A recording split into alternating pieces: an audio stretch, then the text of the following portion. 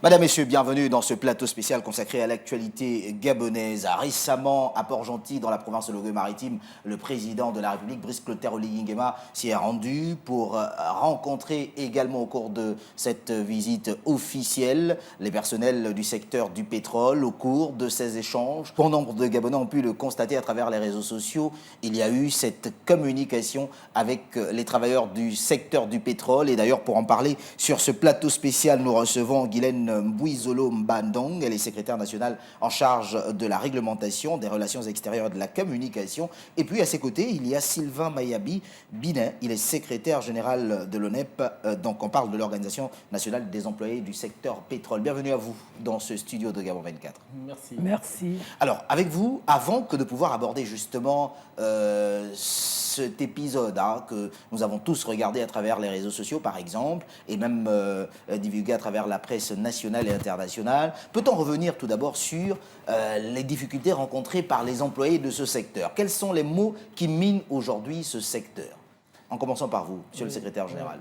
Merci pour l'occasion que vous nous donnez d'exprimer une fois de plus les mots qui minent le secteur pétrolier et l'action et l'intervention du président Public en faveur de la résolution de ces mots. La précarité de l'emploi. D'accord. La précarité de l'emploi, c'est le problème majeur de ce secteur et l'essentiel des travailleurs qui font les résultats de production et les résultats financiers de tous ces majors pétroliers, ils sont payés misérablement. D'accord. Voilà.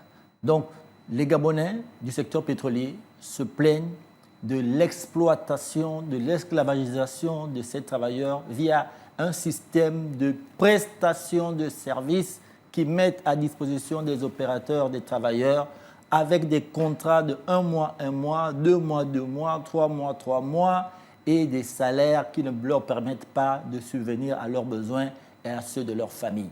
Il est inadmissible qu'un secteur qui pourvoit à l'essentiel des richesses du pays, il y ait ceux qui sont à la brèche de cette richesse qui soient misérablement traités.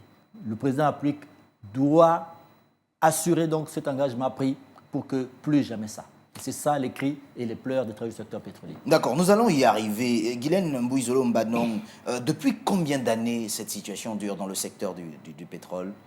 Eh bien, on va dire que depuis de nombreuses années, on peut avancer une date au terme de l'année 2015. Voilà, donc nous avons accusé donc, une baisse d'abord du prix du baril qui avait engendré donc, une escalade donc, de l'emploi avec des licenciements qui étaient arrivés tout azimut.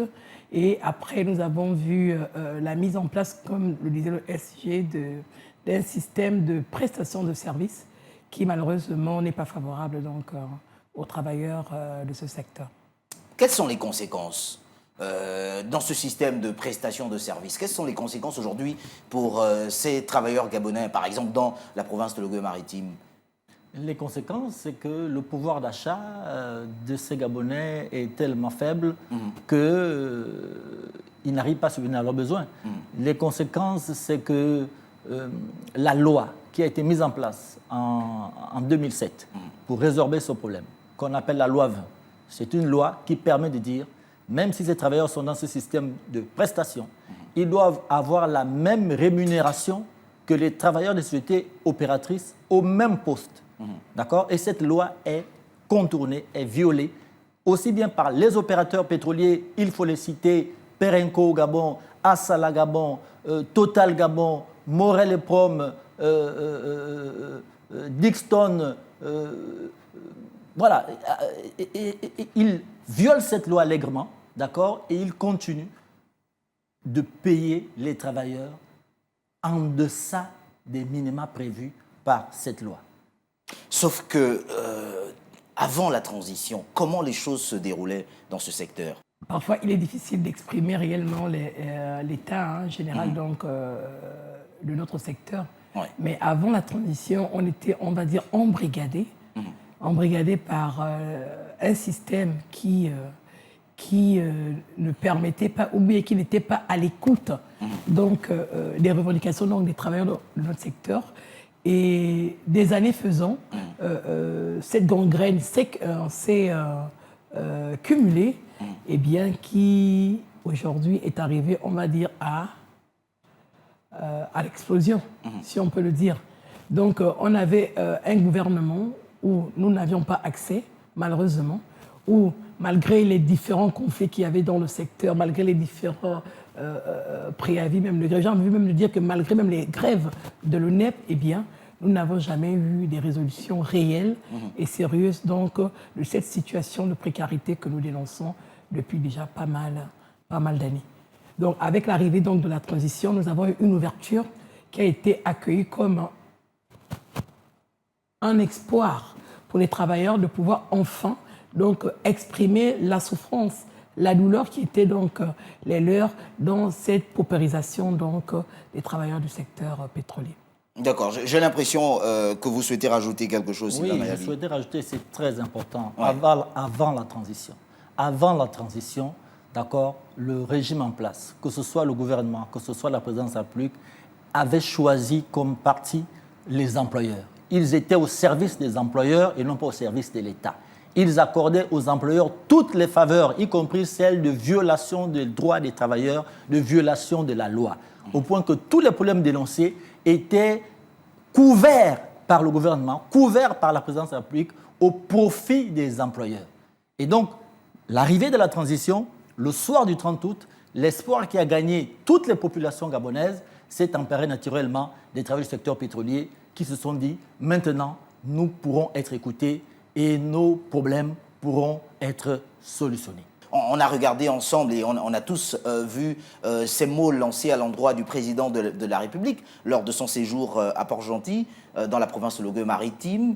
Comment aujourd'hui comprendre que cette situation arrive alors que vous parlez d'une période de transition qui aurait apporté quand même un mieux-être aux travailleurs de ce secteur? C'est important et c'est un paradoxe. Le 23 février 2024, d'accord, après que nos problèmes n'aient pas trouvé de solution auprès du ministère du Travail et auprès du ministère du Pétrole, d'accord, le président de la République nous a reçus et il s'est engagé à solutionner les problèmes du secteur pétrolier. Et à cet effet, il a créé une commission donc, pour le dialogue social dans le secteur des hydrocarbures. Une commission placée sous son autorité. Cette commission a travaillé pendant plusieurs mois et a sorti des conclusions le 31 octobre 2024, d'accord? Et ces conclusions, malheureusement, n'ont pas été mises en œuvre. Pourquoi? Eh bien, parce que des pesanteurs se sont établies donc, dans cette action, des pesanteurs issus du lobby pétrolier, d'accord? Qui ne veut pas se détacher des anciennes coutumes et qui considèrent qu'ils sont toujours dans le système Bongo-PDG, dans lequel ils embrigadaient et les droits des travailleurs et les décisions qui étaient prises même sous l'égide de l'administration. Et il y a également eu des pesanteurs au sein de l'administration. Parce que nous ne pouvons pas comprendre qu'à un moment donné, la commission qui était donc chargée de mettre en œuvre ces résolutions sous l'autorité du chef de l'État s'était retrouvée dans plusieurs situations dans l'incapacité de se mouvoir, de se rendre à Port-Gentil pour des problèmes de moyens financiers. Parce qu'effectivement, ceux qui avaient les bourses, qui sont du ministère du pétrole, d'accord, ne voulaient pas rendre libre cette commission sur le plan financier pour qu'elle exécute ses missions. Encore donc, que ça, c'est vous qui le dites, mais il faudrait quand même avoir des éléments pour l'affirmer. Au stade où on en est, qu'est-ce qui a véritablement déjà été amélioré? On va dire que la visite du président de la République donc, à Port-Gentil a été, on va dire, un déclic, une fois de plus, pour pouvoir assainir, on va dire, le climat qui prévoyait, puisqu'on était dans un format de stagnation, donc, qui s'assimilait évidemment donc, à un blocage, du fait, comme le disait tantôt donc, le secrétaire général, du fait de manque de moyens de la Commission. Parce que vous êtes sans ignorer que l'organisation nationale, son siège social est à Port-Gentil, et que la Commission donc, qui a été mise en place plutôt pour assurer donc, ce dialogue social, elle, son siège étant à Libreville, donc ça nécessite des allers-retours, donc des personnes qui sont engagées dans cette commission pour trouver donc, des résolutions donc, à nos problèmes. Mais malheureusement, bon nombre de fois, puisque nous avons constaté des reports il y a eu plusieurs reports, donc des dites rencontres, des dites réunions, eh bien, on n'avait pas forcément les réseaux réels. La commission a manqué certainement des moyens financiers, d'où certains retards dans la mise en place même des conclusions de la dite commission. Alors, comment rassurer alors les travailleurs de ce secteur à ce jour? Quelles sont les conclusions qui ont été tirées après ce séjour du président de la République à Port-Gentil récemment? Comment rassurer? C'est le président qui est venu rassurer les travailleurs. D'accord. Le président nous a tous rassurés. Le président a pris des engagements devant ces travailleurs en colère. Il a pris la mesure de la réalité, la mesure de la situation. Et le président s'est engagé à faire appliquer les conclusions de ce procès verbal.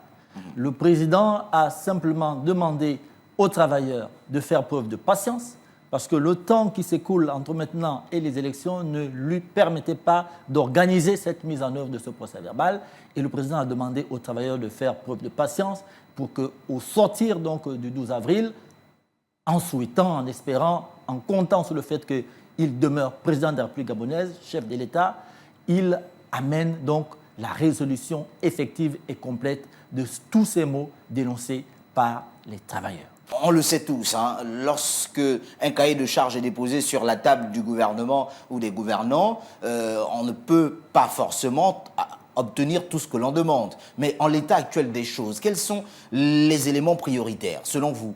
Les éléments prioritaires, on va dire qu'on peut les ranger sur 3 grands axes, puisque là, nous parlons d'une violation de la loi 20 qui date depuis des années antérieures. Donc, il faudrait d'abord régulariser donc, ce que nos travailleurs auraient dû percevoir si la loi 20 était donc appliquée correctement. Ouais. Ça, c'est d'une part. D'autre part, nous parlons de la précarité de l'emploi. Alors, la précarité de l'emploi dit que nous devrions quitter une situation basse pour une situation haute. Ouais. Donc, ça veut dire que nous devrions mettre en place une nouvelle grille des salaires pour ces travailleurs qui sont donc sous prestation. Et après, on peut parler donc... comment je pourrais dire? Moi, j'ai envie de vous demander, il y a ce problème dans ce secteur pétrolier, hein, la garantie de l'emploi. Parce que vous le disiez en début de ce plateau spécial, que malheureusement, les gens sont recrutés, si je peux le dire ainsi, sur des périodes. Des contrats renouvelables après 1 mois, à chaque fois. La garantie de l'emploi, la garantie d'une retraite quand même bien assurée. Qu'en est-il aujourd'hui? Mais c'est cela le problème. Donc le travail décent. Le travail décent est défini comme étant un travail qui permet au travailleur d'assurer sa retraite, d'avoir des revenus capables de subvenir à ses besoins et à ceux de sa famille, et d'avoir une sécurité sociale garantie. Et donc, malheureusement, ce système mis en place par ce lobby pétrolier de notre pays et ses satellites, donc les prestations qu'eux-mêmes ils créent, qu'ils encouragent à créer pour entretenir les Gabonais dans la paupérisation, dans la pauvreté, doit s'arrêter. Les gens ne peuvent pas continuer à avoir pendant 10 ans, pendant 15 ans, des contrats renouvelables tous les mois. Donc ils n'ont aucune retraite, ils n'ont aucune capacité de contracter des prêts, que ce soit dans l'entreprise, que ce soit dans une banque. Ils n'ont aucune capacité de s'engager même à mettre leurs enfants dans une école privée ou renvoyer leurs enfants à l'étranger parce qu'ils ne sont pas sûrs que le mois prochain, ils auront un nouveau salaire. Et là, j'ai envie de dire, c'est 2/3 des travailleurs du secteur pétrolier et électrique qui sont traités dans cette situation. Et la mission et l'engagement du président, c'est de dire il met un terme à ça. Mais j'ai envie de vous dire, la volonté du président de la République et que nous allons tous pousser pour qu'elle soit mise en œuvre, c'est que ces prestations s'arrêtent. C'est qu'aujourd'hui, Perenco embauche en direct les travailleurs dont il a besoin. Parce que ce qui se passe, c'est que Perenco a des opérateurs sur ses installations qui sont ses employés. Il prend encore d'autres opérateurs qui sont chez Foracer, chez SMV, chez EMTP, qui viennent au même poste de travail. Mais quand le travailleur de Perenco a 2 millions de salaire, le travailleur de cette prestation a 400 000 francs de salaire. Et cela pendant 4 ans, 5 ans, 6 ans, 7 ans, 8 ans, 10 ans. Et qui est-ce qui mange l'argent de ce travailleur de la société utilisatrice? C'est quelqu'un qui est planqué chez Perenco, qui a donné le contrat à une prestation X, Y, Z, qui mange l'argent qui permet à ce travailleur qui travaille, il ne reçoit pas le fruit de son salaire. Ce système doit tomber parce que ce système profite à des hommes, à des femmes, à des personnes et non pas aux citoyens gabonais, aux travailleurs qui, à la sueur de leur front, exécutent ce travail qui enrichit le pays et qui enrichit toute la société. Le président s'est engagé à lutter contre ce système et à mettre fin donc, à ces liens en fait, qui avilissent les travailleurs. Et c'est cela notre attente. Notre attente demain, c'est qu'on ne justifie pas que Perenco, Kassala, que Morel Prom continuent en fait de louer du personnel sous-payé alors que c'est des postes permanents de l'entreprise qu'ils occupent, des postes organiques de l'entreprise qu'ils occupent. Ça devrait être mis fin. Et c'est cela l'attente des travailleurs. L'attente des travailleurs par rapport à l'engagement du président de la République. Voilà. Et est-ce que vous voyez à l'horizon justement une véritable sortie de crise? Naturellement. Le président, c'est le chef de l'État. Le président ne peut pas prendre un engagement et ne pas le tenir. Nous disions tantôt que le président avait déjà pris un engagement le 23 février 2024. Le président a mis en place, pour montrer cet engagement, une commission. Et cette commission a travaillé et a sorti un procès verbal. Sauf qu'il y a eu des pesanteurs. D'accord. Comme vous le savez, le pays fonctionne comme ça. Monsieur Agaya, vous suivez le pays tout entier. Il y a des choses, des décisions que le président prend, mais la mise en œuvre, les populations sont en train de l'attendre. Parce que ceux qui mettent en œuvre, ce n'est pas le président de la République. Il y a des gens qui doivent le mettre en œuvre. Et parmi les gens qui doivent le mettre en œuvre, tout le monde n'est pas d'accord pour que les choses soient mises en œuvre. Parce que tout le monde n'est pas d'accord que le plus grand nombre parvienne au bonheur. Et donc, il y a eu des pesanteurs. Il y a des pesanteurs dans le secteur pétrolier qui empêchent la mise en œuvre des conditions qui améliorent le travail, les revenus des travailleurs. Et ces pesanteurs sont dans le lobby pétrolier gabonais. Ces pesanteurs sont dans l'administration centrale. Nous l'avons dit, nous le réaffirmons. Et donc, nous disons, cette fois-ci, le président a pris la mesure réelle de la situation avec les travailleurs. Il a pris la mesure réelle des pesanteurs, parce que ces pesanteurs ont été dénoncés pendant cet échange avec le président de la République. Et donc, il s'est engagé donc, à user de sa haute autorité pour que ces pesanteurs soient levés d'une part et que la mise en œuvre donc, des recommandations qui améliorent le quotidien des travailleurs gabonais du secteur pétrolier soit une réalité après les élections du 12 avril. Dites-nous, avec le rachat, par exemple, d'Assala, est-ce que c'est le début d'une solution concernant justement l'employabilité dans ce secteur? Alors, Assala est une société parmi d'autres sociétés pétrolières qui seraient effectivement épinglées dans le cadre donc, de la violation donc, de cette loi 20. Donc, nous espérions qu'avec le rachat d'Assala par l'État, eh bien, l'État, qui est le garant de l'emploi, puisse absorber ces travailleurs. On va dire au plus facile, nous espérons tout simplement que les Gabonais de notre secteur trouvent de l'emploi, un emploi décent, un emploi qui leur permette de vivre dans des conditions de vie décentes. Il n'y a que ça. Et ça passera juste simplement par l'employabilité avec des contrats qui sont des contrats pérennes, des contrats qui leur permettent de se projeter vers l'avenir. D'accord. Je m'en rajouter. Oui. Jusqu'à aujourd'hui, Assala a échoué. J'ai envie de vous rappeler que nous étions sur ce plateau, l'ONEP, lorsque les discussions étaient en cours pour le rachat d'Assala. Et nous avons fait un plaidoyer pour que le président ne recule pas.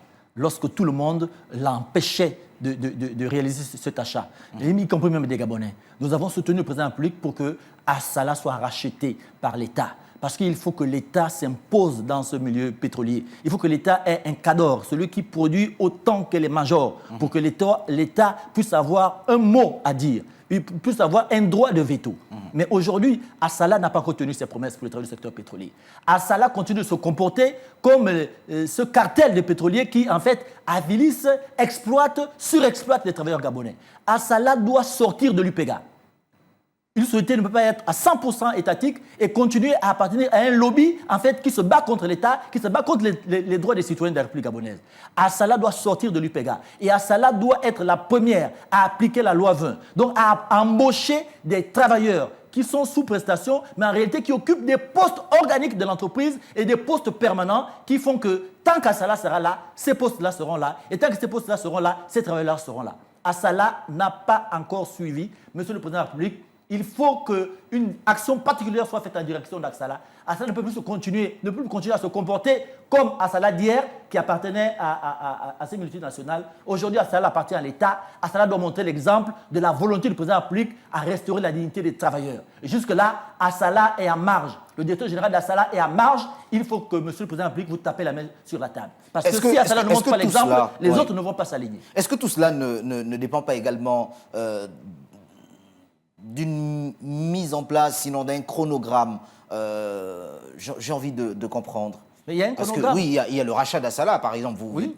on le dit, mais à côté du rachat d'Assala, est-ce qu'il ne faudrait pas que cela suive un processus bien déterminé pour arriver justement à ce que vous souhaitez aujourd'hui? Mais c'est pourquoi nous disons que ce processus n'a même pas démarré. Ça veut dire que ça semble ne pas être dans la vision d'Assala, alors que c'était ça l'espérance des travailleurs du secteur pétrolier lorsque la volonté était exprimée de racheter Assala. On ne peut pas être une société d'État et continuer à traiter des travailleurs gabonais qui font la production d'Assala. J'ai envie de vous dire, vous partez chez Assala. Si tous ces travailleurs prestataires arrêtent de travailler aujourd'hui, la production d'Assala s'arrête. Vous comprenez qu'ils sont au cœur de la production d'Assala. Et il faut que Assala soit le premier, en tant que société d'État, à montrer, à donner l'importance des travailleurs et à leur donner les conditions de travail, d'emploi qui sied et qui sont conformes à la loi. Et nous disons encore, nous réitérons encore, Assala doit sortir de l'UPEGA. Assala ne peut pas être une société d'État et être sous le couvert d'un lobby pétrolier qui travaille contre l'État, contre les intérêts des citoyens de la République gabonaise. D'accord. Alors, on va se permettre un dernier tour de table. Que retenir justement de cet échange avec Brice Clotaire Oligui Nguema récemment à Port-Gentil? Y a-t-il ou pas de l'espoir pour le secteur pétrolier, pour les employés du secteur pétrolier?